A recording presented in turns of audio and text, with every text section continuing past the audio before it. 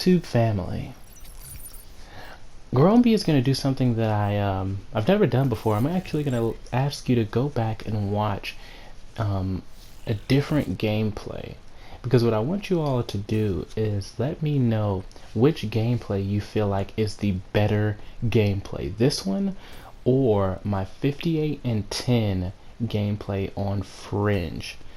Now obviously that 58 and 10 gameplay on Fringe, the dynamics of the video are different because that is a live commentary, but I kind of want you to just strip all that away. Don't pay attention to what I'm saying in that video, and just watch the raw gameplay for what it is, and ultimately do the same for this video if you have to, because there is something I want to say about this particular gameplay that's relevant to just kind of some of the events leading up to this gameplay. So if you have to watch this gameplay again, just for the gameplay itself, do that, because I really want to know which gameplay you feel like is just ultimately a better gameplay. I'm using the same weapons, the class is the same, but the only difference is I'm running different streaks. So let me know what you all think about that.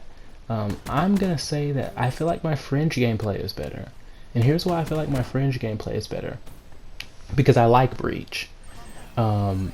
Breach is my favorite map in the game. It's not my best map. My best map in the game is Combine. I feel like I run Combine at this point flawlessly. And when I say flawless, I don't mean that I don't make mistakes sometimes. I don't mean that every time I go to Combine I go 60-0. When I say flawless, what I mean is I'm comfortable with every turn and every choice I make on Combine. Because it's just gotten to that point for me. Every turn I make, every choice I make, every step I take, I feel comfortable with that decision. And I'm not quite there on Breach.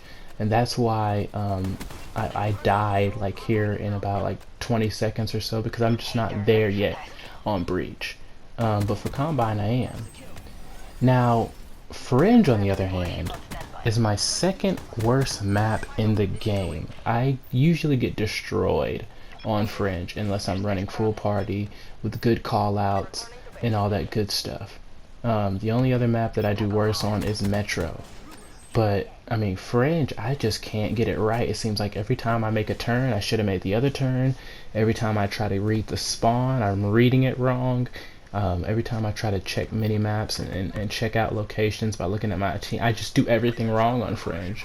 So the fact that I got that 58 and 10 gameplay really kind of makes me lean towards that gameplay for which one is better. So let me know what you all think, and just look at the gameplay for what it is, and let me know which one y'all think is better. What I want to also talk about real quick is just really playing for your team and playing for the win, because this gameplay comes on a night where me and my teammates were really just competing with each other and talking shit to each other. Well, one of my teammates really wasn't doing it for most of the night, but eventually we all just kind of got in on just talking shit to each other. Now ultimately this competition led each of us to kind of have career type games on Black Ops 3, but it didn't really matter to me. I feel like as a team this was one of our worst nights, because we were losing some very close games where normally when we play as a team and we play for each other and we play to win, we win close games. It doesn't matter that none of us are pros. It doesn't matter that a lot of times we can not even play multiplayer for a while. You know, none of that matters, because we usually do a great job playing for each other, playing off each other, and just trying to really get the win at all costs. On this night, we didn't care if we're getting blown out by 50 as long as one of us was ahead of the other. And my advice to you all is, don't do that. We lost some close games, and I don't think it was because, you know, of anything other than the fact that that it's a different type of chemistry when guys are just trying to break their own personal records or just trying to outbeat another particular player on the team. It really changes the dynamic. It really changes just how things flow, because you don't win close games by competing with each other. You win close games by working together and ultimately just closing out and ultimately doing what's best for the team. And we didn't do that. So a lot of those close matches we honestly just straight up lost, even though there were a few of us having really good games. So my advice to you all is, you know, always play for the team. Always play for the team and always have the mindset to play for the team, because sometimes even that state of mind of I'm trying to do better than this person or I'm trying to do better than that person, that's going to get you a nice score, but it's just going to be missing a certain intangible aspect of team play, which is playing for the team. And I just want you all to kind of try to avoid that. Although, you know what?